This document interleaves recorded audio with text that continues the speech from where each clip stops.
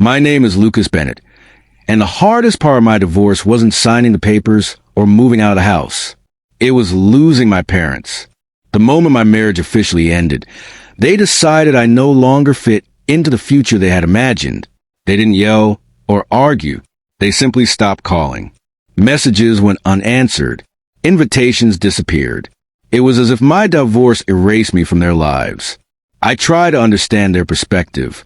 My parents, Richard Bennett and Helen Bennett, believed strongly in appearances and stability. To them, divorce wasn't just a personal failure. It was a public one.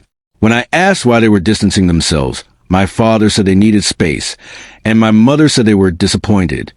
No further explanation followed. I moved into a small apartment and focused on rebuilding my routine. Work, gym, quiet dinners alone. I told myself I didn't need their approval anymore. But some nights were heavier than others. That's when I met Noah Carter. Noah Carter was a teenager who lived in my building. One evening, I found him struggling with a broken bicycle chain outside. I helped him fix it, and from that moment on, he greeted me every day. Over time, I learned that Noah Carter lived with his aunt and had little support. He was polite, observant, and carried a quiet sadness I recognized. I started helping Noah Carter with small things, homework questions, job applications, basic life advice. I never tried to replace anyone in his life. I just listened. In return, he trusted me in a way that surprised us both. Those conversations gave my evenings purpose again. Months passed. My relationship with my parents remained cold and distant. Holidays came and went without calls. I told myself acceptance was progress, but deep down, I still wanted answers. One evening, Noah Carter knocked on my door unexpectedly. He looked nervous, his hands shaking slightly. I invited him in, and he sat down without speaking for a moment. Then he said there was something he needed to tell me, something he had struggled with for weeks. Noah Carter explained that his aunt worked part-time for a community organization where my mother volunteered. He said he often overheard conversations while waiting after school. At first, I didn't understand why this mattered. Then he said my name. According to Noah Carter, my parents didn't cut me off because of the divorce alone. They had been told a version of events that wasn't true. Someone from my ex-spouse's extended circle had spoken to them early on, framing the divorce as entirely my fault and suggesting I had been dishonest and irresponsible. Instead of asking me directly, my parents accepted that narrative. I felt my chest tighten. I asked Noah Carter how he was so sure. He said my mother spoke openly, believing no one was listening closely. She talked about being embarrassed, about choosing distance rather than confrontation. Hearing this from a teenager I barely knew felt surreal.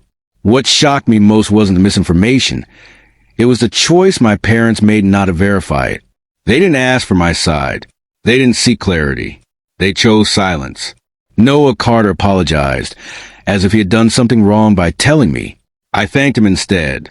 His honesty gave me something I hadn't had in months: understanding. That night, I wrote my parents a long message. I didn't accuse. I didn't defend myself aggressively. I explained my side calmly and asked one simple question: why they never asked me directly. I told them I was open to conversation, but I wouldn't chase acceptance built on assumptions. Days later, my mother replied. Her message was careful, emotional, and uncertain. She admitted they had relied on secondhand information and feared confrontation would lead to conflict. My father followed with a shorter message, saying they didn't know how to face the situation and chose distance instead. It didn't fix everything immediately. Relationships don't heal on timelines, but it cracked the wall that had been built between us. Slowly, communication resumed. Not perfectly, not fully, but honestly. As for Noah Carter, he changed my life in a way he'll probably never fully understand. I helped him with small things, but he gave me something far greater: the truth I was denied by people who should have protected it. This experience taught me that family isn't defined only by blood or titles. Sometimes clarity comes from unexpected places. My parents are learning to see me again as a person, not a story told by others. And I'm learning that dignity doesn't come from being chosen. It comes from standing firm in your truth. Losing everything after divorce felt like the end. But the honesty shared by a boy I once helped reminded me that integrity still finds its way forward, even when it takes an unexpected voice to deliver it.